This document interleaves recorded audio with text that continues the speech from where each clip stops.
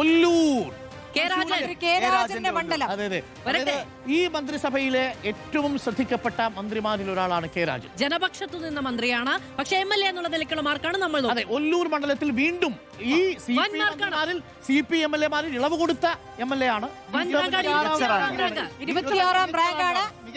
മികച്ച റാങ്കാണ്. 79.4.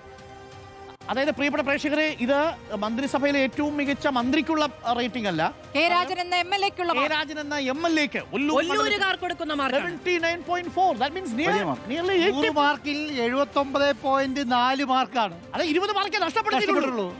ഒല്ലൂരിൽ കെ രാജൻ തന്നെ മത്സരിക്കുമെന്ന് ഉറപ്പാണ്.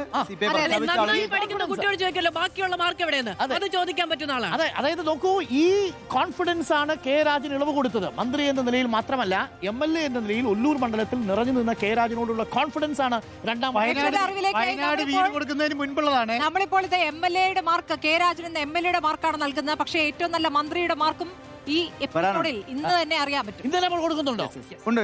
ഏറ്റവും മികച്ച മന്ത്രി ആര് എന്നുള്ള മാർക്ക് നമ്മൾ കൊടുക്കും. മന്ത്രിമാർ കാത്തിരിക്കുന്നുണ്ട്, അവരോട് വെയിറ്റ് ചെയ്യാൻ പറയുകയാണ്. അതായത് സ്വാധീനിച്ച വിഷയവും നമ്മൾ പറയും, ഈ ഏറ്റവും നല്ല മന്ത്രി ആരെന്നുള്ളതും പ്രേക്ഷകർക്ക് അറിയാം അല്പസമയത്തിനുള്ളിൽ.